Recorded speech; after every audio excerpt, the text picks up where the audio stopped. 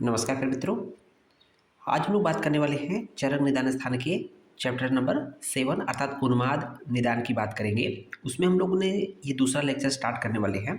तो यहाँ पर देखेंगे सिलेबस का हम लोग का सिद्धांत विवरण में ये आपका 5th नंबर का ये सिलेबस का पॉइंट है। ओके, यहाँ पर क्या है कि वातज पित्तज कफज सन्निपातज उन्माद के लक्षण के बारे में पूछा गया है। तो जो उन्माद के भेद होते हैं अर्थात टोटल 5 भेद बोले गए हैं, जिसमें वातज है, पित्तज है, कफज है, सन्निपातज है और एक पांचवा आगंतुज उन्माद होता है। ठीक है, तो यहाँ पर आगंतुक को छोड़कर जो दोषज उन्माद है अर्थात वातज पित्तज कफज और तीनों दोष मिल जाएंगे तो सन्निपातज उन्माद के लक्षण क्या होंगे इसके बारे में यहाँ पर देखना है। तो एक एक करके देखेंगे। सबसे पहले वातज उन्माद के लक्षण, तो इसको ध्यान कैसे रखना है कि कौन वातज है, कौन पित्तज है, कौन कफज है। तो ध्यान दीजिएगा कि जो वात के गुणकर्म होते हैं, वात के जो लक्षण होते हैं रुच्छ शीतो लघु सूक्ष्म चल विशुद्धकर है ना। तो वात पित्त कफ के जो अपने अपने गुण होते हैं उसी के अनुरूप यहाँ पर कुछ न कुछ इन्वॉल्वमेंट रहेगा लक्षण में भी। ओके, जैसे देखेंगे परिसरणम, वातज उन्माद का जो पहला लक्षण है परिसरणम अजस्रम, परिसरणम अजस्रम अर्थात लगातार घूमना। घूमना किसको दिखाता है? ये वात का गुण होता है, चल वात का गुण होता है, इसलिए लगातार घूमे रहेगा, इसके ये वातज उन्माद का लक्षण है। उसको देखेंगे अच्छी भ्रू ओष्ठ सह हनु ग्रह हस्तपाद अंग विक्षेपण अकस्मात अर्थात बिना कारण, है ना। अकस्मात का मतलब हो जाएगा बिना कारण से, बिना कारण के अच्छी अर्थात नेत्र, ओष्ठ, कंधा, हनु, हाथ के अग्रभाग, पैर और दूसरे अंगों को चलाना। कहने का मतलब अनावश्यक इधर उधर हाथ मतलब कि जो शरीर के अंग है चलाता रहता है ना। उसको देखेंगे सततम नियतताम च गिराम उत्सर्ग अर्थात लगातार असंबद्ध बोलना। लगातार और असंबद्ध बोलना, ऐसा नहीं है कुछ जो बोल रहा है क्लियर कट है, बट उल्टा सीधा कुछ ना कुछ बड़बड़ बड़बड़ करता रहता है। तो आप देखे होंगे जो उन्माद का जो पागल व्यक्ति होता है ना, इंसैनिटी या पागलपन कहते हैं इसको उन्माद को। तो जो पागलपन व्यक्ति होता है उसको आपको अगर गौर से देखना है कि ये किस तरह की भाषा करता है। अगर वो अनावश्यक बोले जा रहा है, इधर उधर घूमे जा रहा है, तो कहीं न कहीं ये वातज उन्माद के लक्षण में जाएगा, है ना। तो यहाँ देखेंगे कि लगातार असंबद्ध बोलता है। देखते होंगे कुछ जो पागल होते हैं जो घूमते रहते हैं वो कुछ लोग होते हैं बिल्कुल शांत रहते हैं, कुछ गुस्सैल होते हैं, कुछ बिल्कुल अलग अलग लक्षण है। तो यहाँ वातज बात करें लगातार असंबद्ध और क्या बोल रहा है मुझे कुछ नहीं पता चल रहा है। ठीक है ना। फिर आगमन अस्यात् अर्थात मुख से झाग का निकलना। मुख से झाग निकलना, झाग में क्या होते हैं? बबल होते हैं। बबल मतलब ईयर अर्थात वातज उन्माद हो गया। ओके, उसको देखेंगे बार बार मुस्कुराना, हंसना, नाचना, गाना, गीत गाना और बाजा बजाना, ये काम करता है ना। कभी मतलब हंसेगा, मुस्कुराएगा, नाचेगा, गाएगा, ये वातज उन्माद के लक्षण है। उसको देखेंगे यान अयानी, वेरी वेरी इंपॉर्टेंट लक्षण बच्चों, कि जो सवारी करने योग्य न हो अर्थात जो सवारी न हो मतलब जो सवारी नहीं, मतलब सवारी का मतलब जैसे हाथी, घोड़ा, ऊंट, बैल, मतलब इस तरह की सवारी होती है। लेकिन जो सवारी न हो, जो सवारी जिस पे नहीं की जाती, उसी को सवारी बनाकर चलना, है ना। उसी को सवारी बना के चलना। तो पागल लोगों तो उनको क्या डर है, मानो उल्टा किसी अहिंसक जानवर के ऊपर चले जाए, है ना। देखते हो कोई कोई वीडियो वायरल होता है। तो जो सवारी करने योग्य न हो उसको सवारी बनाकर चलना। ओके, नेक्स्ट में देखेंगे अलंकरण रमन अनल अलंकार के द्रव्य अर्थात कि जो अलंकार अर्थात जो सजा मतलब जो अपने साथ सज्जा की चीज़ें न हो, जो अलंकार करने वाले द्रव्य न हो अर्थात जिससे हम सजावट नहीं करते अपने अपने आप को मतलब सुंदर नहीं बनाते हैं, जो अलंकार करने वाले द्रव्य न हो उन्हीं से अपने आप को अलंकृत करना। तो आप देखते होंगे कि जूता चप्पल पहने रखे रहते हैं, उल्टा कपड़ा सपड़ा पहने रहते हैं, यहाँ तक कि मतलब कि बहुत ही गंदे गंदे चीज़ें मतलब अपने आप को शरीर में लेप कहते हैं, मल का लेप किए रहते हैं, कीचड़ लेप की रहती है। तो क्या है जो अलंकार करने अर्थात सजावट की सामग्री न हो उससे उसके द्वारा अपने शरीर को मतलब एक तरह से अलंकृत करना, उसको धारण करना। ओके, जो भोजन द्रव्य प्राप्त न हो सके उसी को अधिक खाने का लोभ रखना, है ना। कुछ इस तरह से होता है कि जो नहीं प्राप्त होगा फिर भी उसको कहेंगे नहीं मुझे वही खाना है। उसको देखेंगे उत्पिंडित अरुण अक्षता अर्थात आंखों का बाहर निकलना, निकला हुआ और लालिमा लिए हुए होना, ये क्या है?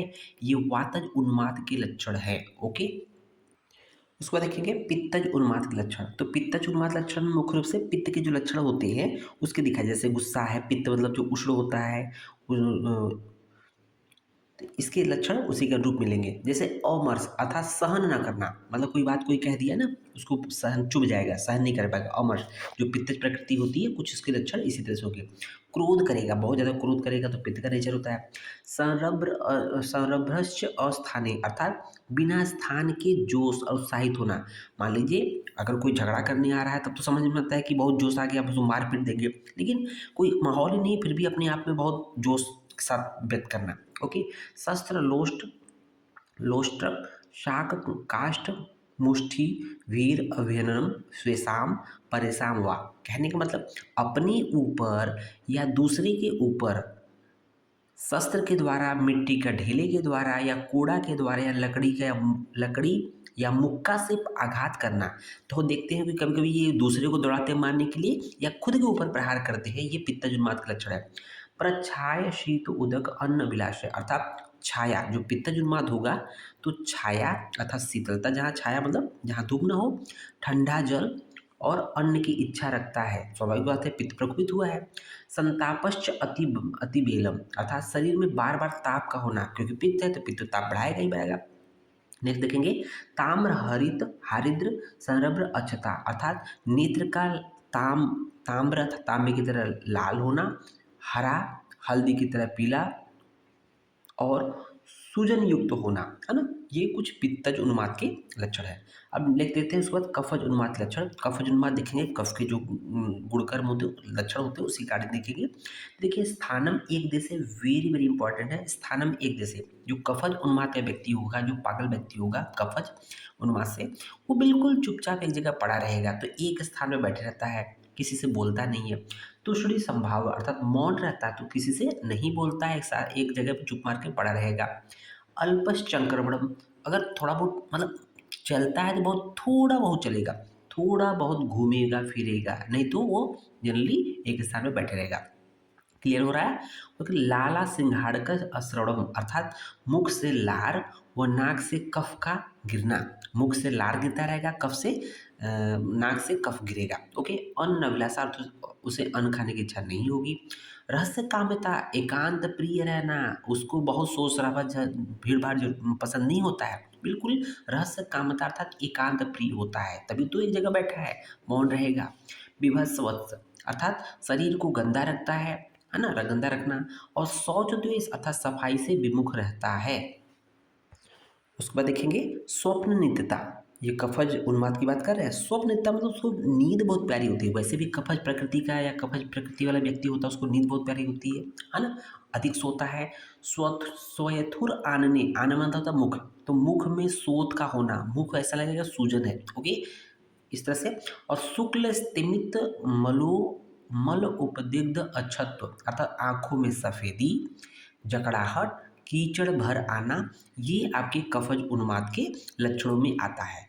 और लास्ट में हम लोग इसमें त्रिदोषज उन्माद के लक्षण की बात करते हैं, तो यहाँ पर श्लोक दिया हुआ है चरक निदान 7 का, श्लोक नंबर 7 देखेंगे।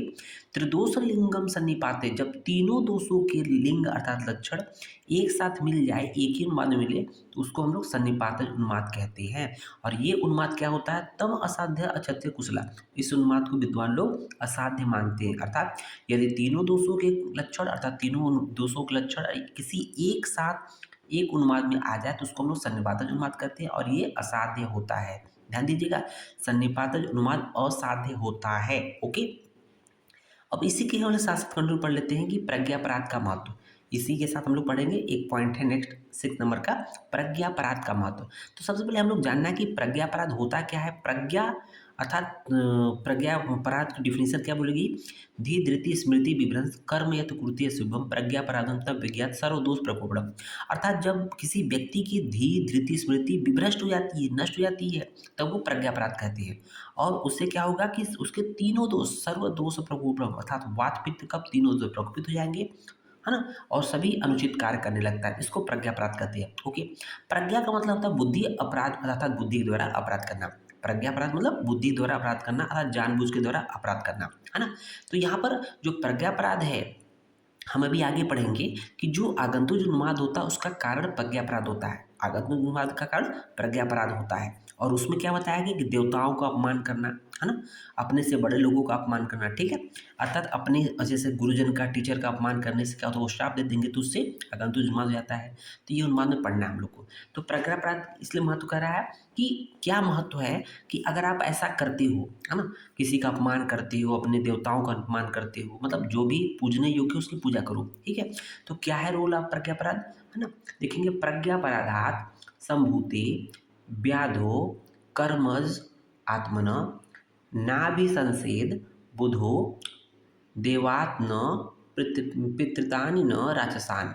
कहने का मतलब ये है कि प्रज्ञापराध से यदि, महत्व बता रहा है प्रज्ञापराध का, प्रज्ञापराध से यदि अपने बुरे कर्मों के फलस्वरूप प्रज्ञापराध पूरा करेंगे, जानबूझ कर अपराध करेंगे या देवताओं का अपमान करेंगे, गुरुजनों का अपमान करेंगे, तो क्या होगा, अपने बुरे कर्मों के फलस्वरूप यदि व्याधि कोई उत्पन्न हो जाए, अर्थात उन्माद उत्पन्न हो जाए, तो विद्वान जो होते हैं न तो देवता को दोष देते हैं, न पितरों का दोष देते हैं, न राक्षसों का दोष देते हैं, है ना। इसका मतलब ये खुद का दोष है ना, खुद के द्वारा, आपके द्वारा किया गया, किसी इसमें अन्य का हाथ नहीं है। तो यहाँ नोट करके दिया हुआ है कि आगंतुक उन्माद का कारण प्रज्ञापराध बताया गया है। आगे हम लोग पढ़ेंगे। उम्मीद है इस तरह का लेक्चर समझ में आया होगा। धन्यवाद।